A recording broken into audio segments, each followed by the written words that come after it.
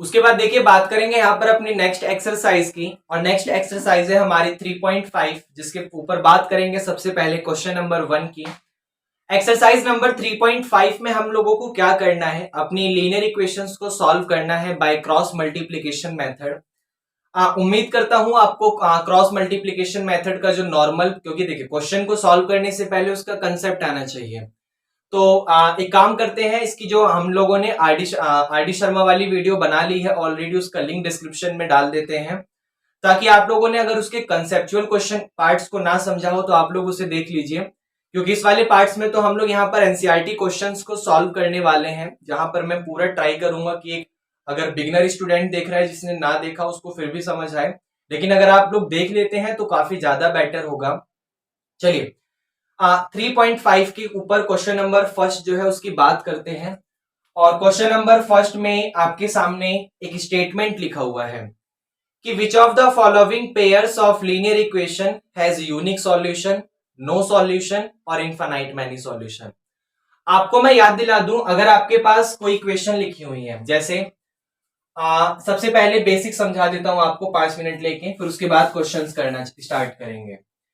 Basic में मान लीजिए आपके पास एक इक्वेशन है a1x plus b1y minus c1 is equal to 0 और a2x प्लस b2y माइनस का c2 और इज इक्वल टू 0। आपके पास यहां पर ये इक्वेशन है pair of linear equation in two variable. हम लोगों को अगर यहां पर इसको बाय क्रॉस मल्टीप्लीकेशन मेथड से सॉल्व करना है तो क्या करना होता है, इसका तरीका समझिएगा। पहले हम लोग लिखते हैं x is equal to y is equal to 1, ये तो याद हो गया सबको।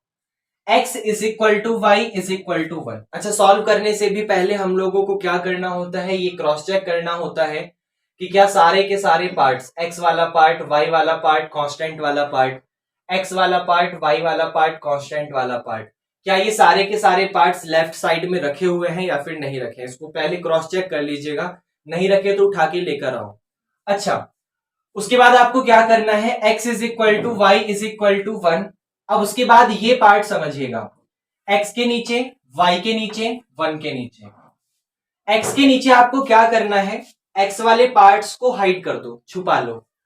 जब x वाले पार्ट्स को हाइड कर दोगे तो ये पार्ट आपके पास बचा, तो क्रॉस मल्टीप्लाई। क्रॉस मल्टीप्लाई का मतलब ऐसे, इसकी मल्टीप्लाई इसमें, इसकी मल्टीप्लाई इसमें, ऐसे क्रॉस मल्टीप्लाई करनी है। तो इसका मतलब आप x के नीचे फिल करना चाहते हो तो x वाला पार्ट हाइड कर लो। अब यहां पर लिखा हुआ है b1 के साथ c2, क्योंकि ऐसे मल्टीप्लाई फिर ऐसे मल्टीप्लाई, तो b1 के साथ c2, तो यहां लिख दो b1 c2, बीच में अपने मन से माइनस लगाओ, ये माइनस अपने मन से लगाना है, और फिर c1 के साथ b2, c1 के साथ b2, तो यहां पर c1 के साथ b2। उसके बाद क्या करना है आपको, अब y के नीचे फिल करना है, तो y वाले पार्ट्स को हाइड करो। y वाले पार्ट को हाइड करने के लिए सबसे मेन तरीका होता है कि जब आप उसको यहां पर ऐसे फिल करते हैं, तो ऐसे फिल करने के लिए आपको देखो, नॉर्मल क्या होता है कि पहले ये फिल करो, फिर बीच में माइनस लगाकर ये मल्टीप्लाई करो, मतलब पहले मल्टीप्लाई ऐसे, फिर बीच में माइनस लगाकर मल्टीप्लाई ऐसे। ये नॉर्मल पार्ट्स में होता है, लेकिन y वाले में उल्टा चलता है। पहले आपको मल्टीप्लाई करनी होगी ऐसे, फिर बीच में माइनस लगाकर मल्टीप्लाई ऐसे।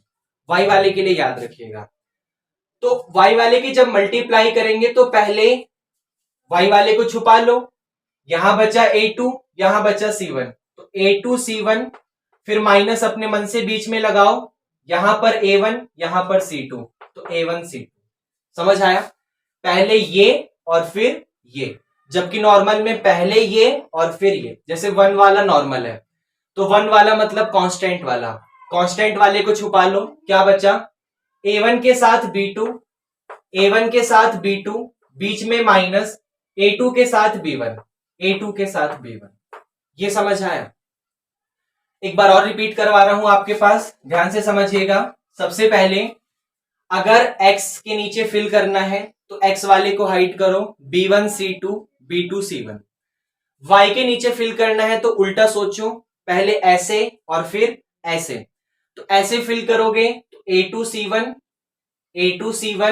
फिर a1 c2, कांस्टेंट के नीचे फिल करना है तो a1 b2 और फिर a2 और b1। याद रखना बीच में अपने मन से माइनस लगाते जाना है हमें, इस चीज का आप लोग यहां पर याद रखेंगे। तो ये हमारा नॉर्मल कंसेप्ट है। अब क्या करेंगे, एक बार x को इस कांस्टेंट वाले पार्ट के इक्वल लेंगे, x की वैल्यू फाइंड करेंगे, और अगली बार y वाले पार्ट को इस कांस्टेंट वाले पार्ट के इक्वल लेंगे और y की वैल्यू फाइंड करेंगे। ये हमारा यहां पर क्रॉस मल्टीप्लीकेशन मेथड होता है। एक क्वेश्चन करते हैं, क्वेश्चन करने से आपको जल्दी समझ आएगा।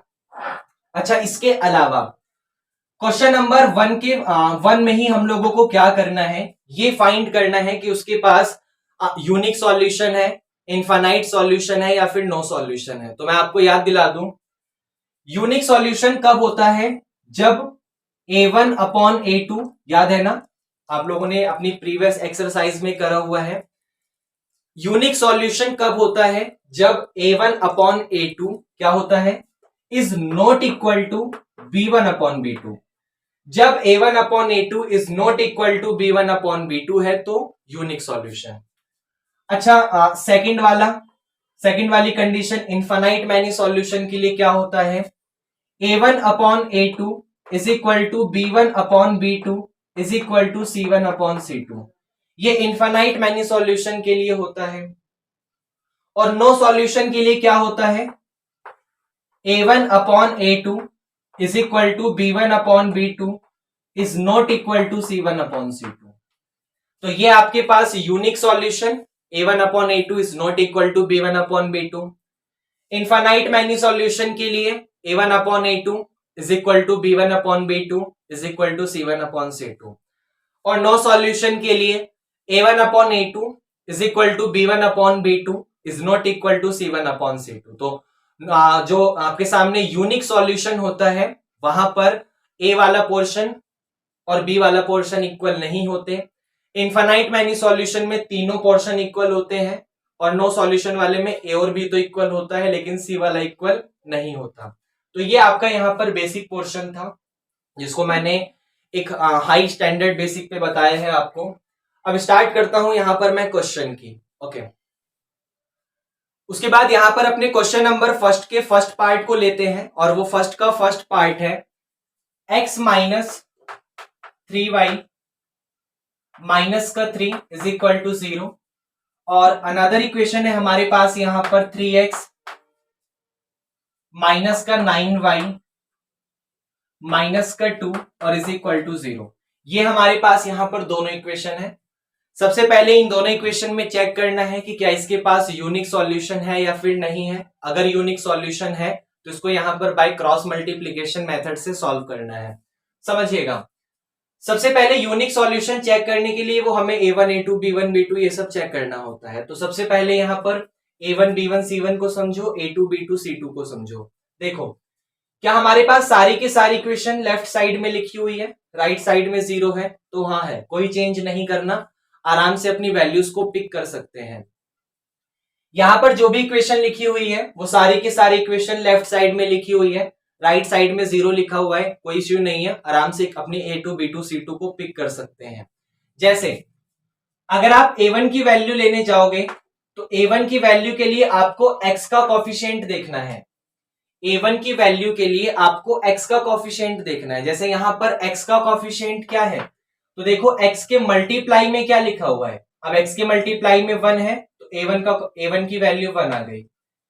फिर b1 के लिए y का कोफिशिएंट देखो, y के मल्टीप्लाई में क्या लिखा हुआ है, माइनस का 3, तो b1 की वैल्यू -3 आ गई।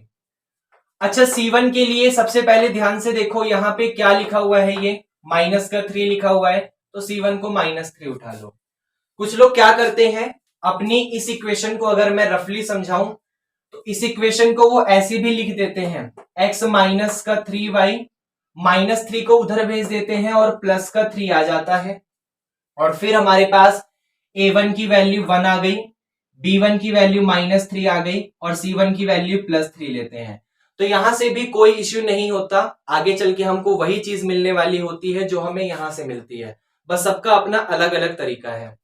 अच्छा, कुछ लोग यहां पर भी क्या करते हैं, जैसे समझो स्टैंडर्ड फॉर्म क्या होती है, a1x प्लस b1y फिर यहां पर प्लस का c1 और इज इक्वल टू 0। ये आपके पास उसकी स्टैंडर्ड फॉर्म होती है a1x plus b1y plus c1 is equal to 0। तो कंपेयर करने पर अपनी वैल्यू निकाल लेते हैं और ये रिजल्ट आता है। लेकिन कहीं कहीं कुछ कुछ ऑथर क्या करते हैं, यहां पर माइनस के c1 को ले लेते हैं। फिर हमारे पास कंपेयर करने पर a1 की वैल्यू 1, b1 की वैल्यू -3 और यहां से माइनस का c1 और यहां से माइनस का 3। तो आपके पास माइनस माइनस गया तो c1 की वैल्यू 3।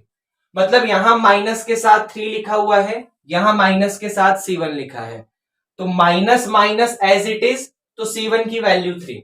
कुछ ऑथर ऐसे भी यहां पर करते हैं, तो कंफ्यूज नहीं होना। बस ये याद रखना है कि जिस तरीके से आप यहां काम कर रहे हैं, आपको वही वाला मेथड यहां पर यूज करना है। बाकी आगे चल के इसको यूज करो, इसको यूज करो, इसको यूज करो, एक ही रिजल्ट आना होता है। इसको याद रखिएगा। आप किसी भी मेथड से कर लेंगे, आपका आंसर वही आएगा। बस याद क्या रखना है कि जिस मेथड को आपने यहां फॉलो किया है, उसी मेथड को आपको यहां फॉलो करना है। मैं अपनी सारी की सारी इक्वेशन यहां पे कुछ इस टाइप की लेके चलूंगा, a1x plus b1y plus c1 is equal to 0। और अगली बार लेके चलूंगा a2x प्लस b2y प्लस का c2 और इज इक्वल टू 0। इसको आप लोग यहां पर याद रखिएगा। चलिए, तो a1 की वैल्यू 1, b1 की वैल्यू -3 और c1 की वैल्यू हमारे पास यहां पर -3, क्योंकि मैं यहां पर प्लस लेके चल रहा हूं। ये आपको समझ आया? अच्छा, वही चीज यहां पर भी a2 की वैल्यू क्या मिलेगी हमारे पास, प्लस का 3। b2 की वैल्यू क्या मिलेगी, ये माइनस का 9 लिखा हुआ है। और c2 की वैल्यू क्या मिलेगी, माइनस का 2। a1 की वैल्यू कुछ नहीं था, 1 मान लिया। b1 की वैल्यू -3, c1 की वैल्यू -3, a2 की वैल्यू +3, b2 की वैल्यू -9, c2 की वैल्यू -2। ये समझ आया? अब यहां पर क्रॉस चेक करो कि ये किस कंडीशन को फॉलो कर रहा है। a1 upon a2 is not equal to b1 upon b2, a1 b1 c1 तीनों इक्वल है, ऐसा कुछ करके वो किसको फॉलो कर रहा है। तो उसको करने के लिए हमें क्या करना पड़ेगा, हमें a1 अपॉन a2 भी निकालना है, हमें b1 अपॉन b2 भी निकालना है और हमें यहां पर c1 अपॉन c2 भी निकालना पड़ेगा, तभी क्रॉस चेक कर पाएंगे। तो a1 अपॉन a2 निकालोगे, a1 की वैल्यू 1, a2 की वैल्यू 3, तो 1 अपॉन 3 आ गया। b1 अपॉन b2 निकालोगे तो b1 की वैल्यू -3, b2 की वैल्यू -9, तो माइनस से माइनस कैंसिल, 3 1 जा 3, 3 3 जा 9, तो 1 अपॉन 3 आ गया। c1 अपॉन c2 निकालोगे तो माइनस का 3 यहां से, माइनस का 2 यहां से माइनस कैंसिल हो गया, तो 3 अपॉन 2 आ गया। c1 अपॉन c2 वही आता है, आप किसी भी मेथड से सॉल्व करिए वो, क्योंकि आगे चल के अगर इधर लिया है तो माइनस कैंसिल हो जाएगा, उधर लिया है तो प्लस, बस वो सब रहता है। चलिए, अब देखिए, क्या यहां पर a1 upon a2 b1 upon b2 के इक्वल है? हाँ। क्या वो c1 अपॉन c2 के इक्वल है? नहीं, क्योंकि यहां पर इसकी वैल्यू 1 अपॉन 3, यहां पर 1 अपॉन 3, तो ये दोनों तो इक्वल हो गया, लेकिन 3 अपॉन 2 इक्वल नहीं हो पाया। तो कंडीशन आ गई कि यहां पर a1 upon a2 is equal to b1 upon b2 but not equal to c1 upon c2। ये 1 अपॉन 3 के इक्वल तो है, लेकिन वो 3 अपॉन 2 के इक्वल नहीं है। और सोचो ये वाली कंडीशन कहां फॉलो होती है, ये किस चीज का स्टेटमेंट लिखा हुआ है, ये नो सॉल्यूशन का स्टेटमेंट है।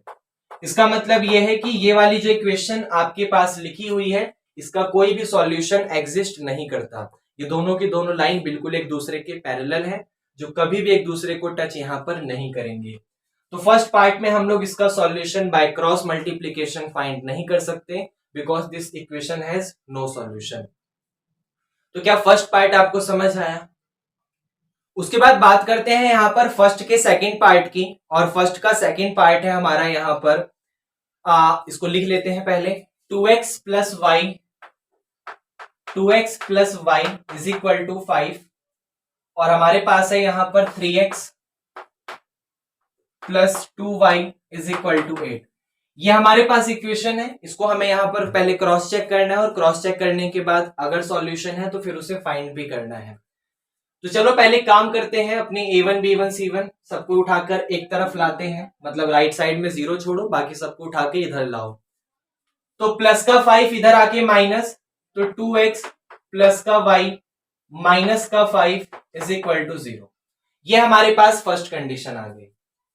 यहां पर 3x प्लस का 2y प्लस का 8 इधर आके माइनस और इज इक्वल टू 0, ये सेकेंड कंडीशन आ गई।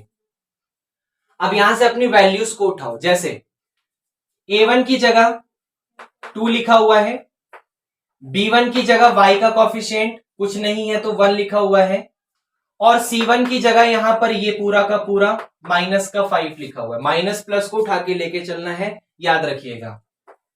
A2 की जगह ये वाला 3 लिखा हुआ है, B2 की जगह ये वाला 2 लिखा हुआ है, और C2 की जगह ये वाला माइनस का 8 लिखा हुआ है, इसको याद रखिएगा। अब हमने A1 B1 C1 A2 B2 C2 ये फाइंड कर लिया, तो अब इनके रेशियो को उठाओ। रेशियो उठाने का मतलब A1 अपॉन A2 उठाया, B1 अपॉन B2 को उठाओ और C1 अपॉन C2 को उठाओ। तो A1 अपॉन A2 का मतलब यहां से लिखा हुआ है 2 और यहां पे लिखा हुआ है 3। B1 अपॉन B2 का मतलब यहां लिखा हुआ है 1 और यहां लिखा हुआ है 2। C1 अपॉन C2 का मतलब यहां पर माइनस का 5 और यहां पर माइनस का 8, तो माइनस से माइनस कैंसिल हो गया, तो 5/8 आ गया। अब क्रॉस चेक करो, क्या A1 upon A2 B1 upon B2 C1 upon C2 कौन इक्वल है? तो सबसे पहले हमें यही मिल गया कि A1 upon A2 is not equal to B1 upon B2। सबसे पहली वाली कंडीशन मिल गई, यूनिक सॉल्यूशन वाली, वही सेटिस्फाई हो गई, क्योंकि यूनिक सॉल्यूशन में यही होता है ना, ए वाला पोर्शन बी वाले के इक्वल नहीं होता। बाकी इनफाइनाइट वाले में भी A1 B1 वाले के इक्वल होता है, वो सी वाले के भी इक्वल हो जाता है। नो सॉल्यूशन वाले में ए बी के इक्वल होता है, वो सी वाले के इक्वल नहीं होता। तो इनफाइनाइट और नो सॉल्यूशन दोनों ऐसे केस हैं जहां पर ए वाला पोर्शन और बी वाला पोर्शन इक्वल है। सी वाला होगा या नहीं होगा वो डिपेंड करेगा वो इनफाइनाइट है या फिर नो है। लेकिन अगर आपको A1 अपॉन A2 और B1 अपॉन B2 इक्वल नहीं मिला तो देखते ही समझ जाइए कि वो यूनिक सॉल्यूशन की बात कर रहा है।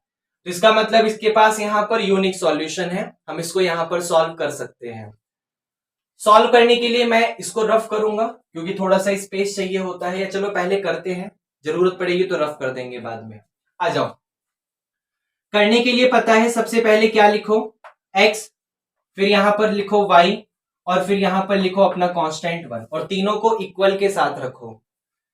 x के नीचे आपको मैं याद दिला दे रहा हूं थोड़ा सा, B1 C2, x के नीचे क्या आता है B1 C2 माइनस का B2 और C1। तरीका याद है ना, x वाले पोर्शन को हटाओ तो ये माइनस ये माइनस ये, फिर y वाले पोर्शन को हटाओ तो ये माइनस ये माइनस ये। कंफ्यूजन नहीं हो इसलिए इसको एक दूसरे के नीचे रख देता हूं, जैसे ये लिखा हुआ है 2x प्लस वाई माइनस का 5 इज इक्वल टू 0 और ये लिखा हुआ है 3x प्लस का 2y माइनस का 8 इज इक्वल टू 0। ये आपके पास यहां पर लिखा हुआ है। तो तरीका पता है ना, x वाले को हटाओ ये, फिर माइनस का ये, ऐसे ही y वाले को हटाओ तो y वाले में उल्टा चलता है, पहले ये, फिर z वाले में उल्टा चलता है, पहले वो फिर वो, ये आपको पता है। ओके, तो x के नीचे B1 C2 माइनस का B2 C1, फिर y के नीचे y वाले को जब हटाओगे तो सबसे पहले उल्टा चलता है, इसलिए यहां पर ये लिखा हुआ है A2 C1, हाँ ये A2 C1 फिर A1 C2, तो A2 C1 माइनस का A1 C2, फिर 1 वाले के नीचे कांस्टेंट वाले को हटाते हैं तो क्या मिलता है A1 B2 और फिर B1 A2, A1 B2 minus का B1 A2 और बीच में सबके माइनस लगता है, याद है ये वाला। एक बार मैं यहां पर इसको लिख देता हूं, मैं इसको रफ कर देता हूं बीच वाले पोर्शन को, इसकी जरूरत नहीं है और ये स्पेस भी कवर कर रहा है। इसको रफ करता हूं, मैं यहां पर लिख देता हूं, आपको जल्दी से आसानी से समझ आ जाएगा।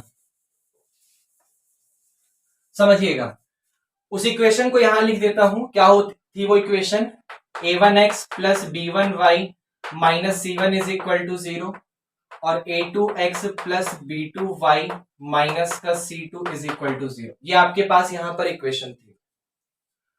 अब सॉल्व करने के लिए पहले क्या करते थे हम लोग, x के नीचे क्या लिखते थे, x वाले को हटाते थे, फिर b1c2 b2c1, तो b1c2 माइनस का b2c1 यही करते थे।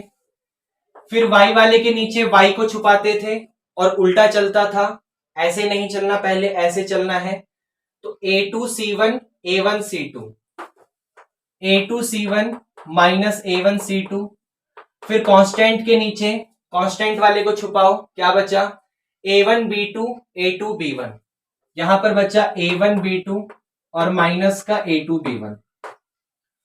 अब यहां पर आपको, क्योंकि मैंने ऑलरेडी यहां पर आपको बताया है a1 b1 c1 कैसे फाइंड करना है, तो उन वैल्यू को उठाओ और यहां पिक करते चले जाओ।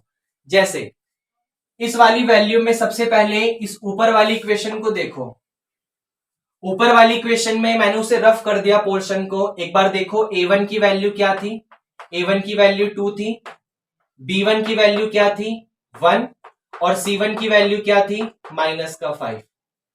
अच्छा a2 की वैल्यू क्या थी, यहां पर a2 की वैल्यू इसमें देखो क्या थी 3, b2 की वैल्यू क्या थी ये वाला 2 और c2 की वैल्यू क्या थी ये वाला माइनस का 8।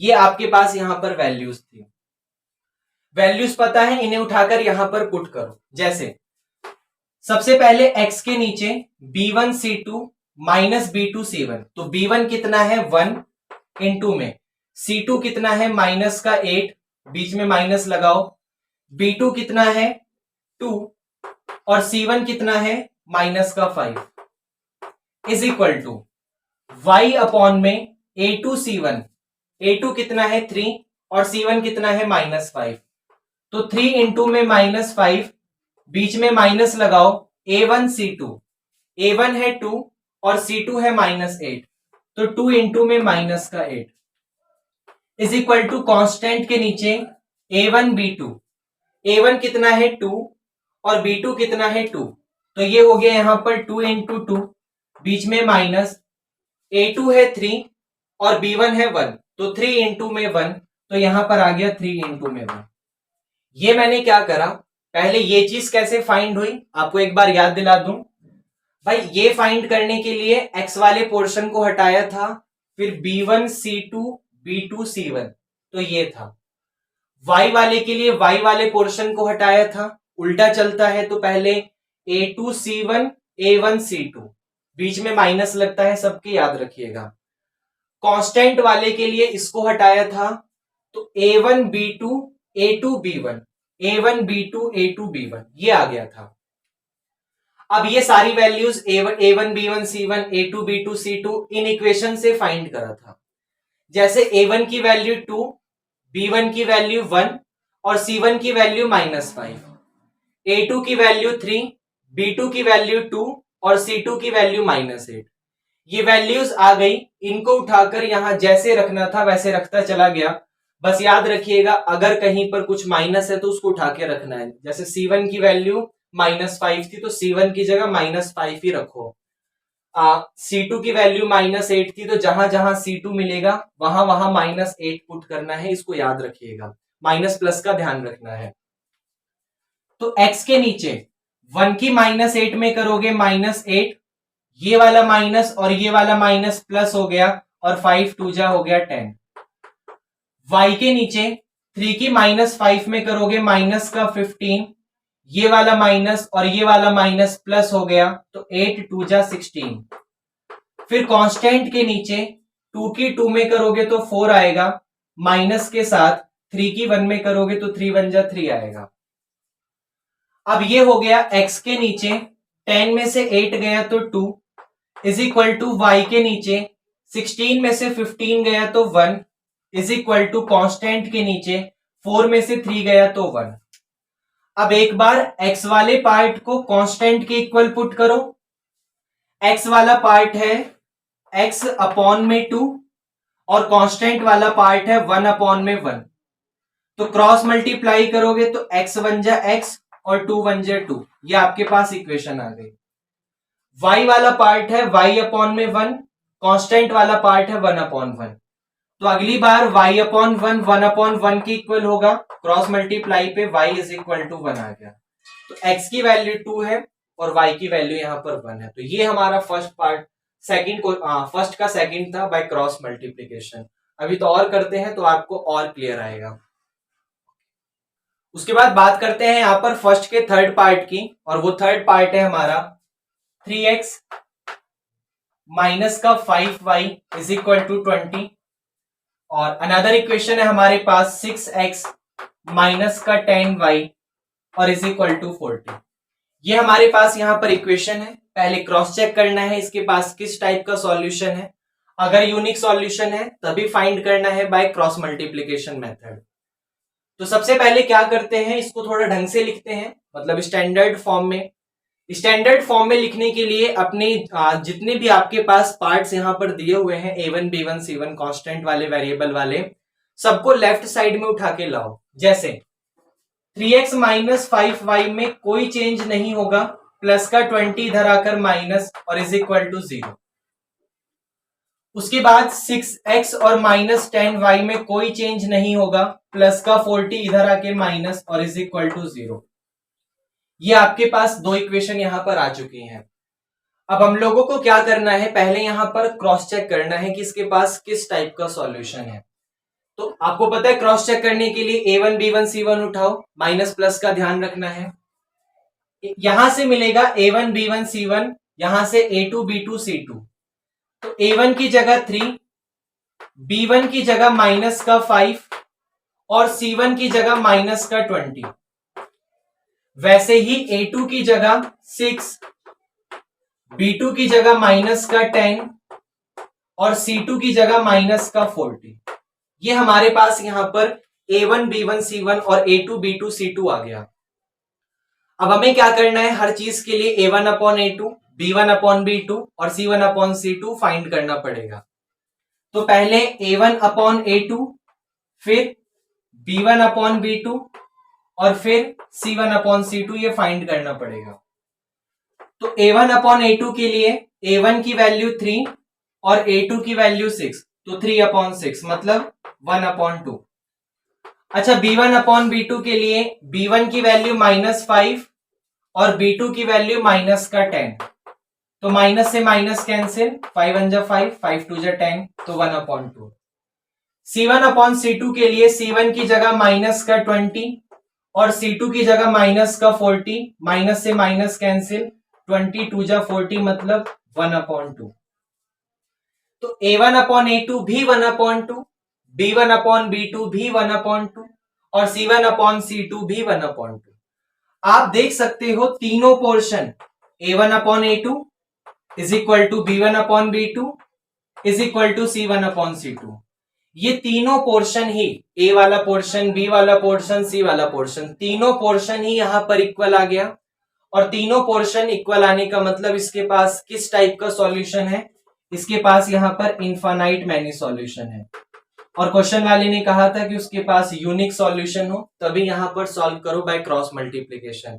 तो इनफाइनाइट मैनी सॉल्यूशन है तो हम लोग इसको यहां पर बाय क्रॉस मल्टीप्लीकेशन सॉल्व नहीं करेंगे। तो ये आपका यहां पर फर्स्ट का थर्ड पार्ट था। फोर्थ करते हैं इसके बाद।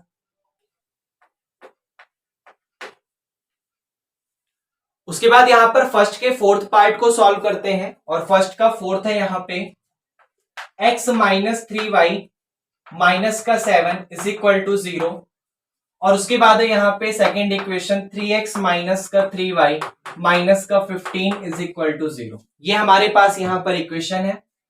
सबसे पहले वही क्रॉस चेक करना होगा, तो क्रॉस चेक करने के लिए a1 a2 b1 वो सब काम करना है। तो चलिए पहले यहां से a1 b1 c1 निकालते हैं। तो a1 की वैल्यू आ गई x का कॉफिशिएंट 1, b1 की वैल्यू आ गई y का कॉफिशिएंट, माइनस प्लस का ध्यान रखना है तो -3, और c1 की वैल्यू आ गई आपकी माइनस का 7। वैसे ही a2 की वैल्यू आ गई आपकी 3, b2 की वैल्यू आ गई आपकी माइनस का 3 और c2 की वैल्यू आ गई आपकी माइनस का 15।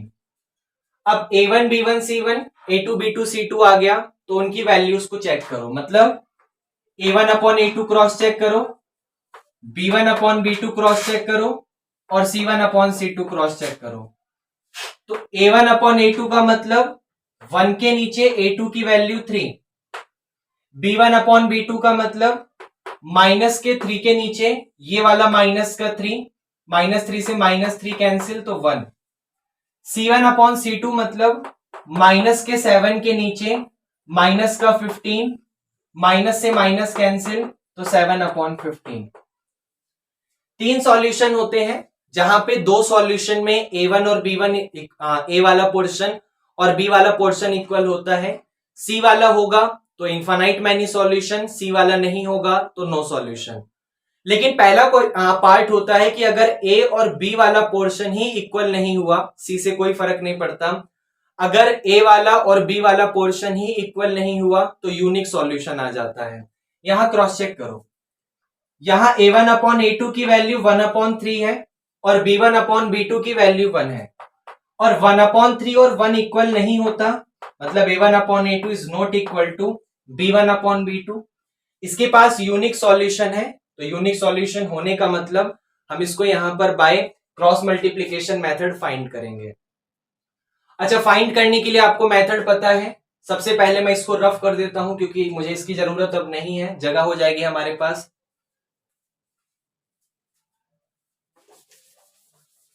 ओके, सॉल्व करने के लिए सबसे पहले यहां पर अपनी कंडीशन को लिखिए, मतलब जो आपके पास इक्वेशन की स्टैंडर्ड फॉर्म होती है, क्योंकि वो x के नीचे क्या आता है, y के नीचे क्या आता है, वो किसी को याद नहीं होता, तो जल्दी से विद इन 10 सेकेंड के अंदर लिख लो।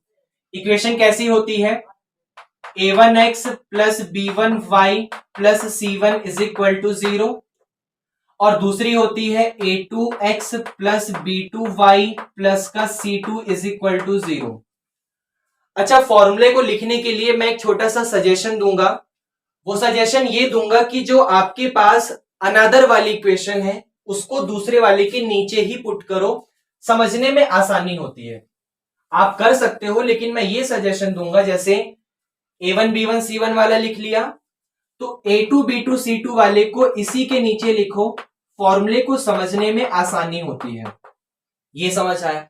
अब पहले फॉर्मूला लिख लो जल्दी से। क्या फॉर्मूला था, x के नीचे कुछ ना कुछ, y के नीचे इज इक्वल टू में कुछ ना कुछ, और कांस्टेंट के नीचे कुछ ना कुछ। तो देखो, x के नीचे लिखा जाना है तो x वाला पोर्शन छुपा लो। क्या लिखा हुआ है, b1 c2 क्रॉस मल्टीप्लाई, पहले ऐसे फिर ऐसे, तो b1 c2 और b2 c1, तो b1 c2 minus b2 c1। y के नीचे y वाले को छुपाओ, लेकिन उल्टा चलना है, पहले ऐसे, हर बार पहले ऐसे चलते हैं, इस बार पहले ऐसे चलो, तो a2 c1 a1 c2, a2 c1 बीच में माइनस a1 c2, कांस्टेंट 1 के नीचे कांस्टेंट वाले को हटाओ, a1 b2 a2 b1, a1 b2 minus a2 b1, ये आपके पास रिजल्ट आ गया। अब सारी वैल्यू पता है, a1 b1 c1 a2 b2 c2, उठा के पुट करो। जैसे x के नीचे b1 c2, तो b1 की वैल्यू -3 और c2 की वैल्यू -15, तो माइनस का 3 इंटू माइनस का 15, बीच में मेरी तरफ से माइनस, b2 की जगह -3 और c1 की जगह माइनस का 7, तो ये वाला माइनस बीच में मेरी तरफ से था, b2 की जगह माइनस का 3 और c1 की जगह माइनस का 7। फिर y के नीचे a2 c1, a2 की जगह ये रहा 3 और c1 की जगह माइनस का 7, तो 3 इंटू में माइनस का 7, बीच में मेरी तरफ से माइनस, a1 c2, a1 की जगह 1 और c2 की जगह -15, तो 1 इंटू में माइनस का 15। फिर 1 के नीचे a1 b2, a1 की जगह 1 b2 की जगह -3, तो 1 इंटू में -3, बीच में माइनस, a2 b1, a2 की जगह 3 और b1 की जगह -3, तो 3 इंटू में माइनस का 3, ये आपके पास आ गया। अब इसको सॉल्व करो, x के नीचे -3 की -15 में करोगे तो माइनस माइनस प्लस, और 15 3 जा 45, बीच में माइनस, लेकिन ध्यान से देखो, माइनस यहां माइनस यहां माइनस यहां, तो माइनस माइनस प्लस और फिर प्लस माइनस माइनस, 3 बार जब माइनस मिलते हैं तो माइनस ही देता है, और 7 3 जा 21। y के नीचे 7 3 जा 21, लेकिन ये माइनस कट हो जाएगा, यहां पर माइनस माइनस प्लस हो गया और 15 बन जा 15। फिर कांस्टेंट के नीचे 1 की -3 में करोगे तो माइनस का 3, फिर माइनस माइनस प्लस और 3 3 यहां पर हो गया 9। अब ये रिजल्ट आपके पास आ गया यहां पे x के अपॉन में 45 माइनस 21, x के अपॉन में 45 माइनस 21। तो 45 में से 20 बन गया तो आई थिंक 24 बचेगा, क्योंकि 5 में से 1 गया 4, 4 में से 2 गया 2, तो 24 आ गया। फिर y के नीचे 21 माइनस का 15 मतलब -21 प्लस का 15, तो माइनस का 6 आ गया। और 1 के नीचे 9 में से 3 गया तो 6 आ गया। अब एक बार x वाले पोर्शन को कांस्टेंट के इक्वल, तो x वाला पोर्शन है x अपॉन 24 और कांस्टेंट वाला पोर्शन है 1/6। 6 4 जा 24, 4 को वहां भेज दो तो x की वैल्यू 4 आ गई। फिर y वाला पोर्शन को कांस्टेंट के इक्वल, y वाला पोर्शन है y अपॉन माइनस का 6 इज इक्वल टू 1/6। 6 से 6 कैंसिल हो गया, -1 को वहां भेज दो तो y की वैल्यू -1 आ गई। तो x की वैल्यू आपके पास 4 आ गई और y की वैल्यू आपके पास -1 आ गई। और ये हमारे पास यहाँ पर फर्स्ट का फोर्थ पार्ट था। क्या ये आपको समझ है?